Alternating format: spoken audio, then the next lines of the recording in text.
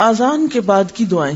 حضرت عبداللہ بن عمرو بن عاص رضی اللہ عنہ روایت کرتے ہیں کہ رسول اللہ صلی اللہ علیہ وسلم نے فرمایا، جب تم مؤذن کی آواز سنو تو تم مؤذن کو جواب دو، یعنی آذان کا جواب دینا لازم ہے، اور جب آذان ختم ہو جائے تو مجھ پر درود بھیجو، پس تحقیق جو مجھ پر ایک بار درود بھیجتا ہے اللہ اس پر 10 بار رحمت بھیجتا ہے۔ تو آذان کے فوراً بعد کیا کام کرنا چاہیے؟ درود شریف پڑھنا چاہیے۔ کتنی دفعہ؟ ایک دفعہ۔ کیسے؟ نماز والا۔ میں ایک دفعہ پڑھ دیتی ہوں درست تلفظ کے ساتھ، غور سے سن لیجئے۔ اللہم صل علی محمد وعلی آل محمد کما صلیت علی ابراہیم وعلی آل ابراہیم انک حمید مجید۔ اللہم بارک علی محمد وعلی آل محمد کما بارکت علی ابراہیم وعلی آل ابراہیم انک حمید مجید۔ یا الہی رحمت بھیج محمد صلی اللہ علیہ وسلم پر اور آل محمد پر جیسے رحمت بھیجی تو نے ابراہیم اور آل ابراہیم پر، بے شک تو تعریف کیا گیا بزرگی والا ہے۔ یا الہی برکت بھیج محمد صلی اللہ علیہ وسلم پر اور آل محمد پر جیسے برکت بھیجی تو نے ابراہیم پر اور آل ابراہیم پر، بے شک تو تعریف کیا گیا بزرگی والا ہے۔ حضرت جابر رضی اللہ عنہ روایت کرتے ہیں کہ رسول اللہ صلی اللہ علیہ وسلم نے فرمایا، جو شخص آذان کا جواب دے اور پھر آذان ختم ہونے پر یہ دعا پڑھے اس کے لیے قیامت کے دن میری شفاعت واجب ہو جاتی ہے۔ کیا ہے دعا؟ اللہم رب هذه الدعوة التامة والصلاة القائمة آت محمدا الوسيلة والفضيلة وابعثه مقاما محمودا الذي وعدته۔ اس پوری پکار یعنی آذان کے اور قیامت تک قائم رہنے والی نماز کے رب محمد صلی اللہ علیہ وسلم کو وسیلہ اور بزرگی عطا فرما اور انہیں مقام محمود میں پہنچا جس کا تو نے ان سے وعدہ کیا ہے۔ وسیلہ کیا چیز ہے؟ وسیلہ کے متعلق خود رسول اللہ صلی اللہ علیہ وسلم فرماتے ہیں، تحقیق وسیلہ بہشت میں ایک درجہ ہے، یعنی ایک مقام ہے جو صرف ایک بندے کے لائق ہے، یعنی ایک خاص اسپیشل جگہ ہے جس میں صرف ایک ہی شخص جا سکتا ہے، اور میں امید رکھتا ہوں کہ وہ بندہ میں ہی ہوں۔ پس جس نے آذان کی دعا پڑھ کر اللہ سے میرے لیے وسیلہ مانگا اس کے لیے میری یعنی حضور صلی اللہ علیہ وسلم کی شفاعت واجب ہو گئی۔ نبی صلی اللہ علیہ وسلم کے ارشاد سے معلوم ہوا کہ وسیلہ بہشت کے ایک بلند و بالا درجے کا نام ہے۔ دعائے آذان میں اضافہ۔ مسنون دعائے آذان میں بعض لوگوں نے چند الفاظ بڑھا رکھے ہیں اور وہ الفاظ مروجہ کتب نماز میں بھی موجود ہیں۔ دعائے مسنونہ کے جملہ والفضیلہ کے بعد والدرجۃ الرفیعہ کی زیادتی کرتے ہیں اور آگے وعدتہ ہو کہ خالص دودھ میں ورزقنا شفاعتہ یوم القیامہ کا پانی ملا رکھا ہے، اور پھر اخیر میں مسنون دعا کے اندر یا ارحم الراحمین کی آمیزش ہے۔ افسوس، کیا نبی صلی اللہ علیہ وسلم کی بتائی ہوئی دعا میں یہ خامی رہ گئی تھی جو بعد کے لوگوں نے اپنے اضافے سے پوری کی؟ مسلمانوں کو رسول اللہ صلی اللہ علیہ وسلم کے فرمان پاک میں کمی یا زیادتی کرنے کے تصور سے کانپ اٹھنا چاہیے، یعنی ہمارا کوئی مقام نہیں کہ ہم اپنی طرف سے اضافے کریں۔ نبی صلی اللہ علیہ وسلم نے رات کو باوضو ہو کر سونے سے پہلے پڑھنے کے لیے ایک دعا بتائی۔ حضرت براء بن عازب رضی اللہ عنہ نے پڑھ کر سنائی تو بنبی کا کی جگہ برسول کا یعنی نبی کی جگہ رسول کہا تو نبی صلی اللہ علیہ وسلم نے فرمایا، میرے بتائے ہوئے لفظ نبی کو رسول سے مت بدلو بلکہ بنبی کا ہی کہو، یعنی حتیٰ کہ دعاؤں میں بھی آپ نے الفاظ کو بدلنے کی اجازت نہیں دی، الا یہ کہ آپ نے خود ہی 2 مختلف طریقوں سے ایک چیز بتائی ہو۔ حضرت سعد بن ابی وقاص روایت کرتے ہیں کہ رسول اللہ صلی اللہ علیہ وسلم نے فرمایا، جو شخص مؤذن کی آذان سن کر یہ دعا پڑھے تو اس کے گناہ بخش دیے جائیں گے۔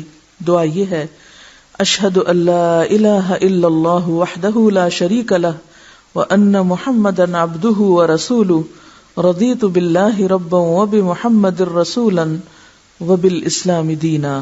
میں گواہی دیتا ہوں کہ اللہ کے سوا کوئی سچا معبود نہیں، وہ ایک ہے، اس کا کوئی شریک نہیں، اور حقیقت میں محمد صلی اللہ علیہ وسلم اس کے بندے اور رسول ہیں۔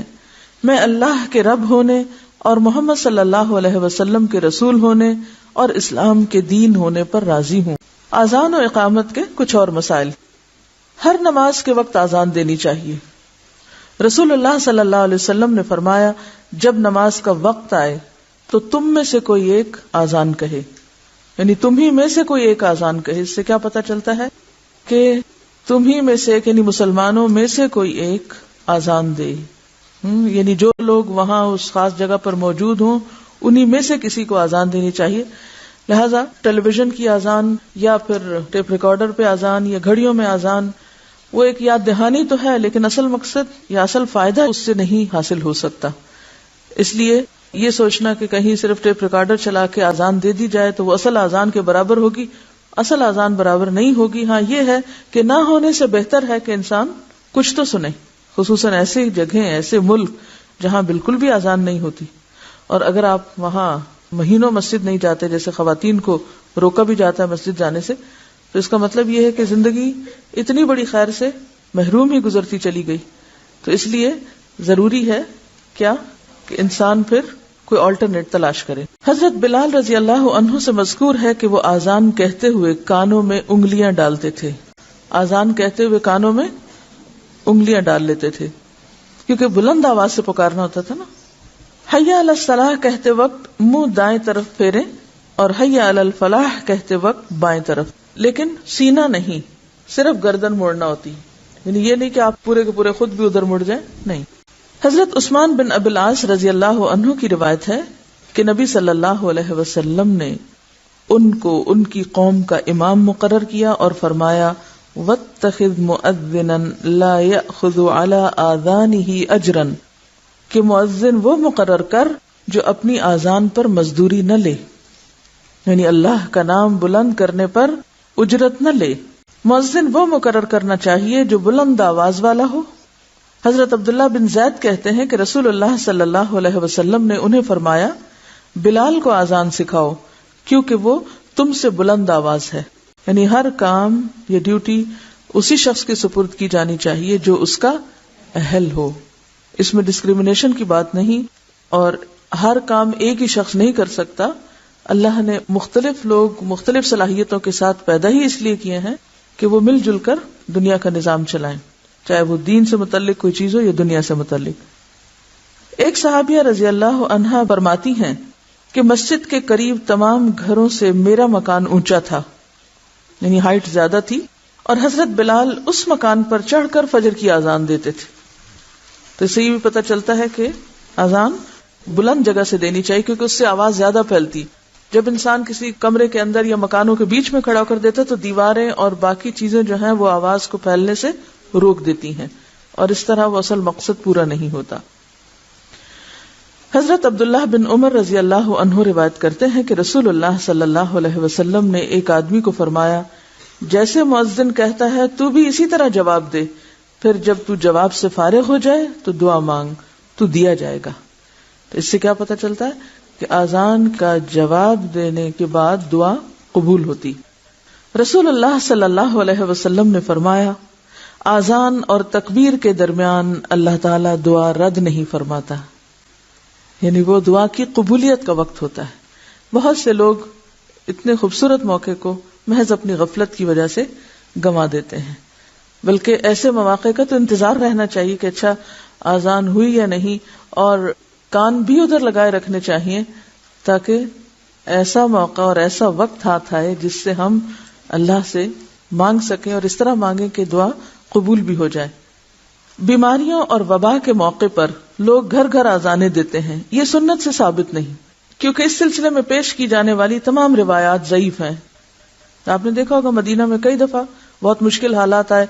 آپ کو جنگ احزاب کا موقع بھی یاد ہوگا کہ جب مسلمانوں کا حال کیا ہو گیا تھا، ہنالک ابتلی المؤمنون وزلزلوا زلزالا شدیدا. اتنا شدید خوف و ہراس تھا اور اتنی شدید آزمائش تھی کہ بس یوں لگتا تھا کہ اب ختم ہی ہو کے رہ جائے گا سب سلسلہ. لیکن ایسے موقع پر بھی مدافعت کے لیے کوئی آذانیں نہیں دی گئی تھی گھر گھر میں یا چھتوں پہ چڑھ کے. الصلاۃ خیر من النوم کے الفاظ سوائے آذان فجر کے کسی اور آذان میں نہیں کہنے چاہیے.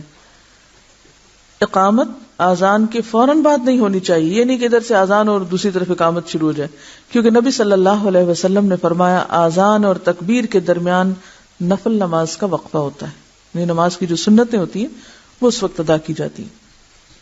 صبح صادق سے کچھ دیر پہلے والی آذان جائز ہے، یعنی تہجد کی آذان جس کو بولتے ہیں۔ نبی صلی اللہ علیہ وسلم نے فرمایا تمہیں بلال کی آذان سحری کھانے سے نہ روکے، کیونکہ وہ رات کو آذان دیتے ہیں تاکہ تہجد پڑھنے والا لوٹ آئے، یعنی تہجد سے فارغ ہو جائے اور سونے والا نماز فجر کے لیے خبردار ہو جائے۔ اور عموماً لوگ حضرت بلال کی آذان کے ساتھ اٹھتے تھے اور پھر دوسری آذان کے ساتھ فجر پڑھتے تھے، اور اس بیچ کے عرصے میں سحری کھاتے تھے۔ نبی صلی اللہ علیہ وسلم نے فرمایا جب اقامت ہو جائے تو فرض نماز کے علاوہ کوئی نماز نہیں ہوتی، یعنی جب تکبیر ہو جائے صفیں بننے لگے تو پھر نفل سنت وغیرہ کچھ نہیں، اسے ختم کر دینا چاہیے۔ رسول اللہ صلی اللہ علیہ وسلم نے میدان عرفات میں 2 نمازیں اکٹھی پڑھی۔ آپ نے آذان ایک مرتبہ